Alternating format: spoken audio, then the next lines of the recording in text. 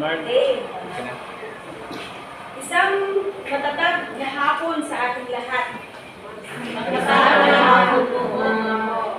Sige. Ulitin ko. Isang matatag na hapon sa ating lahat. Isang matatag na hapon po. Kunti lang yung matatag. Okay. I hope hindi kayo nauumay dahil nasa pangatlong araw na tayo ng ating palihan.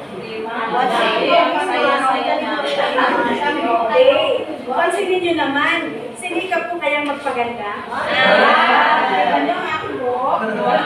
Mga makukulay na kulay nandyan na. Kasi gusto ko palaging kaaya-aya ang guro sa tuwing haharap siya sa kanyang mga pag-aaral. Okay, ganyan. So, pangatlong araw na natin ngayon. At sigurado ako na natutunan na ninyong mahalin ang isa't isa. Tama ka? Yes, Alam ko yun. Damang-dama ko kanina pa. Ngayon, minahal niyo ba ang ating mga kasama, ang mga facilitator taga-Bagyado? Yes! Yun ang bilin ko sa inyo, di ba, nung araw? Mahalin niyo ang wika. Ngayon, kasalanan ba namin kung pati kami ay minahal na rin ninyo? Sige, hindi talaga ang buhay. Okay. So, tuloy na tayo sa sesyon na pang-pito, letter B na tayo, di ba? Last session na to kasi bukas iba na naman. Okay, sa learning journey natin, nasa day 3, 7B, walkthrough of the learning resources na tayo. Okay. Ito ay ang walkthrough of learning resources. Ano nga ba ang layunin? Siyempre, meron tayong mga layunin. Kagaya natin, bakit ba tayo pinadala ng Diyos dito? Kasi may kanya-kanya tayong mga layunin. Katulad din ng ating banghay-aralin. At katulad ng kahit anong sesyon, merong layunin. Una, pakibasa. Ba't ka wala yung mga may hiwag ang numero? Alam ko naman sa ulado ninyo, di ba? Okay. Sige, basahin na bilang siyang, ma'am bilang siyang. Tignan nyo, sabi niyo sa ulado ninyo. O sige. Sige, pangalan na lang. Sir Arnel, pakibasa po ang unang layunin. Nasusuri ang disenyo ng banghay-aralin sa pagtuturo ng Matatag Pilipino. Okay, nasusuri ang disenyo ng banghay-aralin sa pagtuturo ng Matatag Pilipino. Actually, alam na ninyo kahapon, tinalakay ni Ma'am Miranda. Diba? Meron kayo, alam ko, may hinawakan kayong mga lesson plans. Pangalawang layunin, pakibasa, Ma'am Jenleta. Nakapangungkahin ng posibleng pagpapahusay at pagpapaunlad sa halimbawang banghay-aralin bilang paglalahat ng prinsipyo ng IDF, lapit, idagumikal at mga estratehiya sa pagtuturo at pagtataya Okay. Binanggit ang IDF. Diba? Kanina, kay Ma'am Len. Masusi niyang nilalakay. At malibdiban niyang pinapalawig ang ibig sabihin ng IDF. Diba? Okay. At pangatlong layunin ng ating sesyon, basahin, Ma'am Neda. Napahalagahan ang paglalapat ng prinsipyo at tungkulin ng instructional design framework.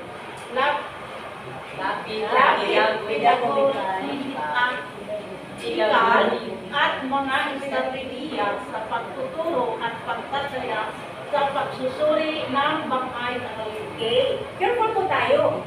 Hindi po ito pagtataya. Pagtataya. Pagtataya. Ang tamang bigkas ay pagtataya. Hindi pagtataya. Oo, pagkakaya. Ganyan yung tamang bigkas. Okay. Ano ba ang saklaw ng pamantayang profesional? Noong unang sesyon, may mga pang-professional na kamantayan tayong binanggit, di ba? Ngayon naman, ay nakapokus tayo sa saklaw ng professional, kaantasang professional ng PPST Domain 1. Sa inyo ito, ano to? Kaalaman sa nilalaman at pedagohiya. Alam na alam niyo ito, di ba? Makikita yan during observation. Gaano kagaling? 7-6 ba si teacher? Okay. Then, 1.2. Kaalaman at simulain sa pagtuturo at pagkatuto na batay sa pananaliksik. Diba? May research kayo? Oo. Yun lang. So, sa 1.5, mga estratehiya para sa paglinang ng mapanuri at malikhaing pag-iisip. Gayon din ang mga kasanayan ng higit na mataas na pangunawa. Okay. Bakit tinutumbok dito ang pananaliksik? Kasi required sa inyo ang research. Batay sa resulta sa inyong klase. Gagawa kayo ng isang pananaliksik. Kaya ito ay nakatuon, kaya binigyan din sa pamantayang professional ang PPST 1.2 at saka 1.5. Dahil din ang PPST 2, ang kapaligirang pampagkatuto. Diba? Pamamahala sa classroom at mga gawain. Basahin mo Josefina, 2.4 at 2.5. Pagsuporta sa partisipasyon, 2.5 pagkatuluyod sa malayuning pagkatuluyod. Very good. Okay. Saklaw na pamantayang professional, BPSC 4. Ang curriculum at pagplano. Siyempre, nagpaplano tayo sa paggawa ng banghay aralin. 4.1. Pagpaplano at pamamahala sa proseso ng pagtuturo at pagkatuto. Basahin, Ma'am Rosemary, 4.2. Tugma sa target sa kasanayang pampagkatuto ang mga bunga ng pagkatuto. Bakit bigla? Saan ka ano yan? 4.2. May PowerPoint ka dyan? Ayan, ma'am. Kumuha ka ng ganawan, hindi ako kasama? O sige, pupunta na kayo sa BP. Hindi lang teacher, dapat si school head din. Kasi, andun si supervisor. Di ba, nag-observe din siya kay principal. So, ang 3.2 ni school head, mga pamantayan sa pagtuturo at pedagogiya. 3.1, Ma'am Corazon, Suporta para sa pamumuno pagtuturo. okay. Huwag kayong magugulat pag kami nang ito yung pabagsak. Kasi, ang holy hour ngayon, di ba? Mga bata natin, pag ganitong gusto nilang matulog. Kaya, kailangan sa teacher dito, malikhain. Lahat ng pitnit gagawin niya. Kung kailangan niya tumambling, gagawin niya. Yun ang talagang gagawin ni teacher. Ito naman ang gagawin ng ating sesyon. Una, ano ang dahil ng ating sesyon? Ma'am Lindy, basahin lahat. Basahin na niya lahat. Pagkuha ng kaisipan, palitikha, pagsusuri at pag-ugnay, suri-ugnay, pagpapalalim ng kaalaman, sulong-dulong, pagsasapraktika ng kaalaman, dulong lapat. Okay. May mga kaukulang kahulugan ng mga palitikha, suri-ugnay, sulong-dulong, pamaya. Okay. Huwag mo na ako tanongin ngayon. Ano yan? Sige. Ito na ngayon, simula na ng palitikha. Okay. Ngayon, ano ang panuto? Basahin, Ma'am Karen. Magpalitan ng dinisenyong damit ng malikang papel. Suriin ang ginawang pagpapalitan ng damit ng paper doll at sagutin ang kaugnay ng mga tanong. Saan na si Paper Darling yung kanina? Kunin at hanapin. Saan na kaya siya pumunta? Kunin ninyo, hanapin ninyo dahil mahalaga yun. Hindi tayo matutuloy kung hindi nyo hanapin Oh, hanapin si paper doll. Yan, hanapin si paper doll. Oh, si paper doll. Parang ano, pupunta na siya dito. Sige. Sige. Yun yung ginawa ninyo kanina na paper doll. Sige, magpalitan kayo. Kahit kanino gusto niyo. Itapon na doon sa kanila. Magpalitan na kayo. Huwag sa akin, wala akong paper doll. Ako, bukang paper. Nagpungang paper doll lang ako. Pero hindi ako paper doll. Huwag niya kung pa rin paper doll nito. Sige.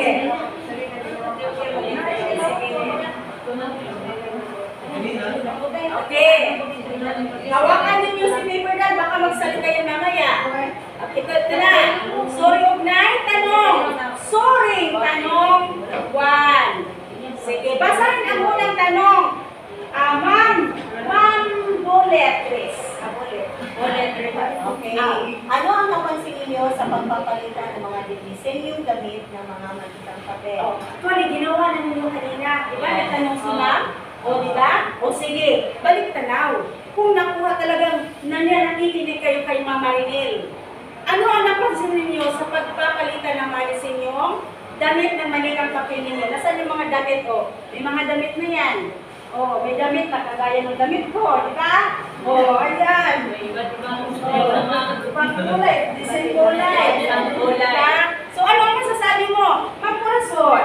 Kasi yung Corazon kasi maganda. Para lahat naman tayo maganda. Ang masasabi ko, ma'am, na sa pagpili ng sa paglagay ng damit or sa pagbihis ng malikang papel, ito ay lalong pinaganda yung malika at saka nagmumukha na siya kaayaan ang tingnan. Yes, tama. Ang galing naman ni Ma'am Corazon. Sana, ganun din si Ma'am Jocelyn sa tanong na ito. Ma'am Jocelyn, basahin at sagutin mo. Aking panalagaan, nakma at ang kung ang pag-isip mo na gamit sa malika. Okay. Pero, mahina Ma'am Jocelyn.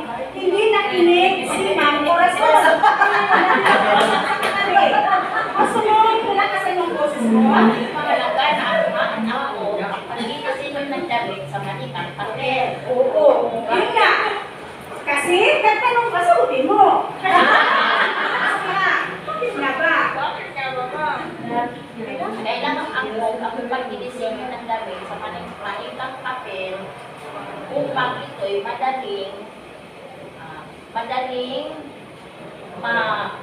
matutukoy ang tanungan ng isang tao o malikang papel. Kasi may lalaki Tama ka? Binabahi, diba? Lalaki, nilagyan mo ng kaya. Oo, so, ganun kahalaga na akma talaga. At mamaya, sa ating pag-aralin, ganun din ang gagawin natin. Okay. Sunod na tanong, sa babasahin at sagutin ni Ma'am Karin. Paano matitiyak na akma at angkop ang pagdidisenyo ng damit sa malikang papel? Malalaman na akma. Malalaman natin, ang una ay ang gender. Physical na item kung siya ba ay malaki o maliit. So, malalaman natin sa pagtingin natin kung akma ko siya tulad ng sa akin. Maluwag siya tignan. Para hindi siya magiging Hindi siya magiging akma. Yes, ma'am. Maluwag siya tignan. Kasi malaki yung damit, yung tao is maliit. And then kung sa kasarian naman, tingnan natin kung nagbabawi ba siya sa pambabaeng damit or panglalaki naman. Tama, galing naman ni Ma'am Karen. Bigyan natin si Ma'am. Hindi. Huwag muna kayo. Wala ka kong biligan. Bigyan natin si Ma'am Karen ng Batang Quiapo Club. 1, 2, 3. Very good, very good. Diba ganun yung sinasabi niya, no? Sino nanonood ng Batang Quiapo? Very good. Next. Sa kontesto ng pagbuo ng Banghay Aralin, paano mabibiyang ang kaangkupan at kabisaan ito sa mag-aaral? Sinabi at tinanong din ito kanina ni Ma'am Loylen. Debbie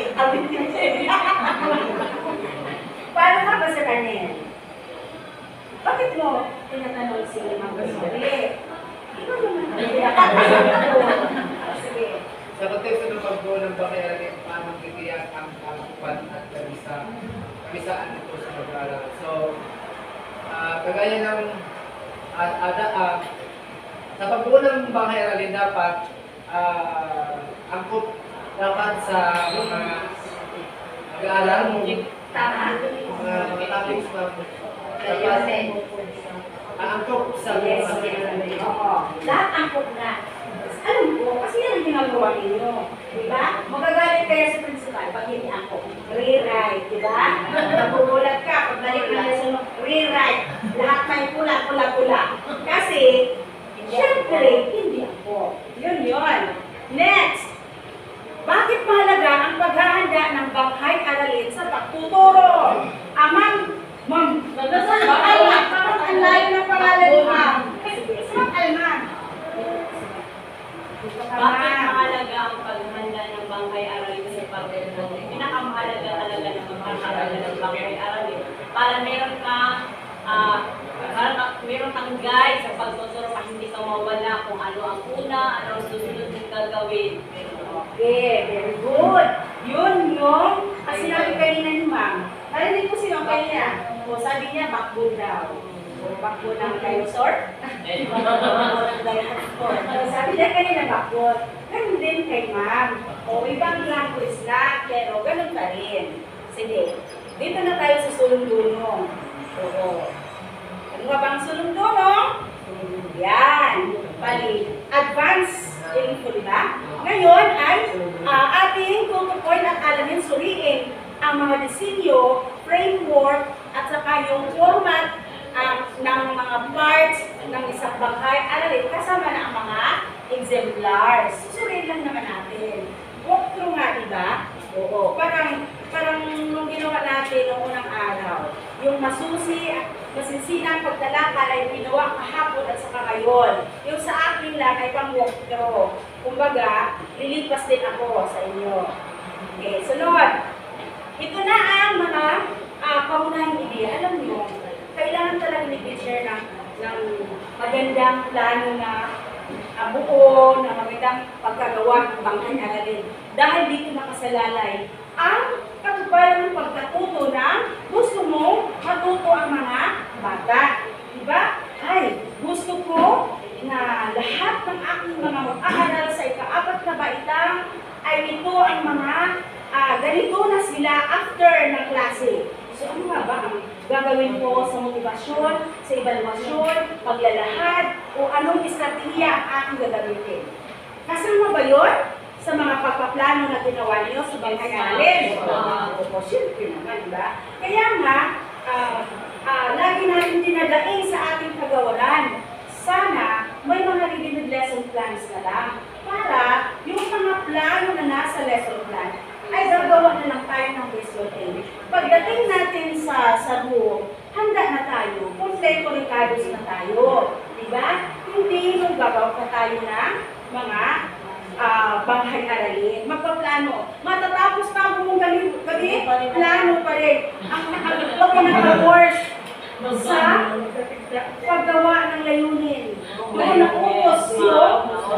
Kasi, ang layunin ay ama natin sa, knowledge, skills. O, diba? Kasi pag hindi mo sinunod yun, rewrite ang remarks ni principal. Okay. Ano nga ba? Para sa pagpapaunlad ng bunga o resulta ng pagkatuto. Number 1, basahin, Ma'am Jenita. Epektibo sa pagtuturo ang pagsisimula o nasahan ang mag-aaral sa proseso ng kanilang pagkatuto. O, sa palagay ninyo, anong bahagi ng bangkay aralin ito?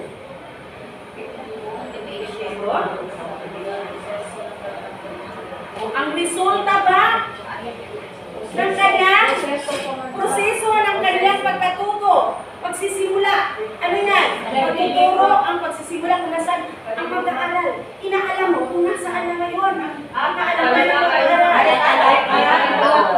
parang gano'n. Review, diba? Point. Oh yes, pwede rin. Kung nasaan na sila,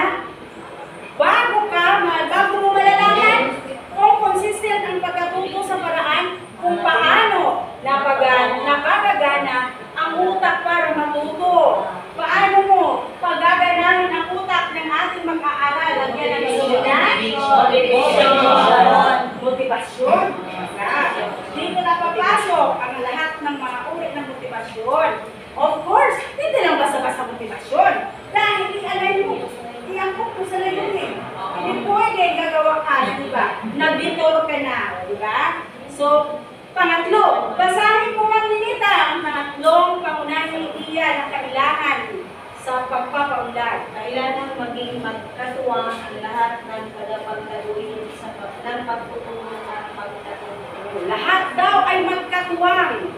Sino ba ang tinutukoy dito na lahat ng mga tagapagtaguyod? Ha? Ang mga lahat ng mga tagapagtaguyod, di ba? Kasama na ang mga experts. Kasama na si ikaw na gumagawa ng bahay. Aralin. Siyempre. Then, ano ba ang simulain ng agham ng pagkatuto? Pag sinabi natin agham ng pagkatuto, ito yung mga proseso ng evaluasyon o mga estratehiya o yung mga estratehiya na gagawin ni teacher. Dapat daw pakibasa, Ma'am Neda. Basahin mo lahat, Ma'am. Dapat magsimula na saan ang makakaroon sa kaniyang pagkatuto at pag-uugnay nito sa dapat niyang magtulungan. Kailangan ihanda ang mag-aaral sa kung ano ang mga inaasahan sa klase. Mahalagang ilahad ang mga susing konsepto sa pag-uunawa sa sarili. Okay. Ito na yun, motivasyon, mga estratehiya. Sinasabi dito, magsisimula ka kung saan natuto ang mga bata. Hindi ka pwedeng magsimula proceed to the next competency kung hindi nila na-master ang gawain sa araw na yan. Of course, paano ba malalaman ni teacher na successful si teacher sa kanyang pagtuturo? Sa English forma. Gagawa na tayo. Tataya. Tataya.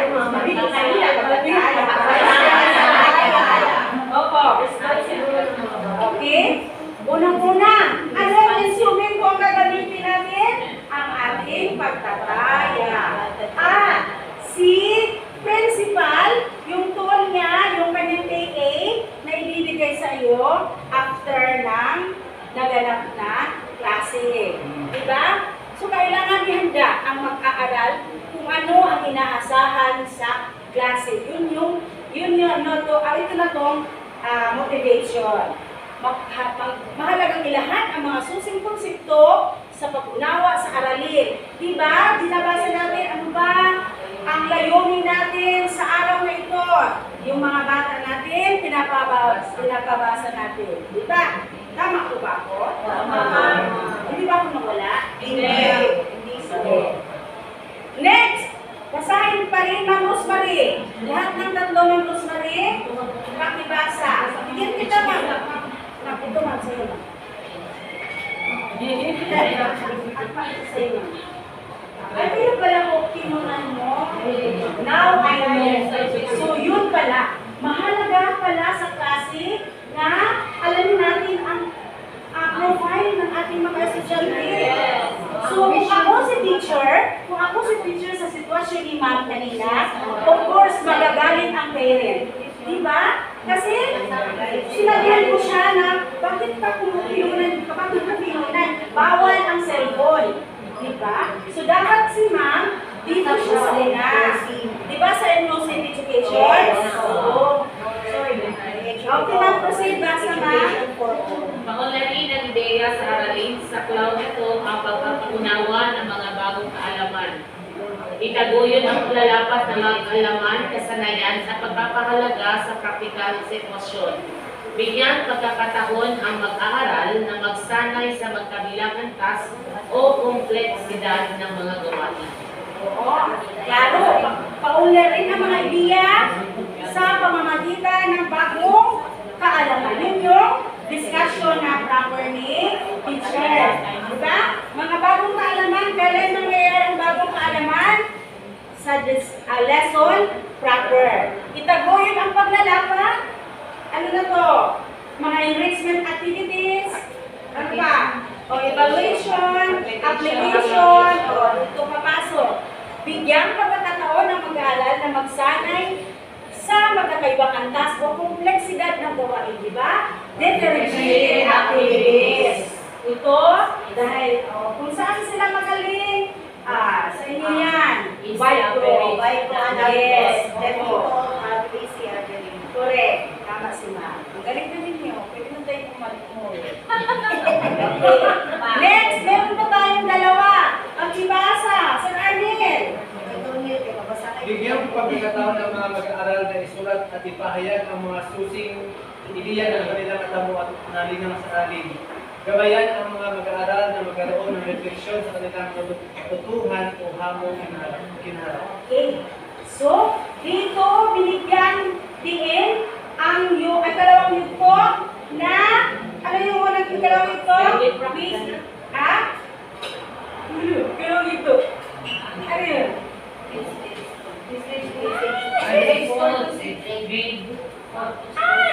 Ano kita? Ha? Yes. May nagpatandaan? May nagpatandaan? K-stage 1, kalawang yugto, ikalawang yugto. Ang sabihin nito ay nasa ikalawang yugto ang critical na pag-iisip. Kasi, mas mayroon siyang, binigyan siya ng malinang ang kanyang kakayahan dahil magbibigyan siya ng mga bagong idea. Diba? Oo. Yun yung punto ng ikalawang yugto. Gabayan ng mag-aaral na magkaroon ng refleksyon. Kasama ito sa kanilang natutuhan o hamong hinaharap. Okay. Klaro na. Ito ngayon ang provision ng paghahanda ng aralin. Of course, binigyan tayo ng pagpagawarang kautusan. Hindi tayo nawawala. Nakaangkla tayo sa Little Order number 42, Series 26. Ito yung Little Order na magbibigay sa ating gabay tungkol sa paggawa ng bahay aralin. Tandaan natin, Little Order number 42, Series 26. Dahil dito, 2016, advance yata. 2016, dahil dito, ano to? Pinaisip, ginawang, ano na lang, easy na lang yung paggawa ng ating mga bahay aralin. Oo, ito.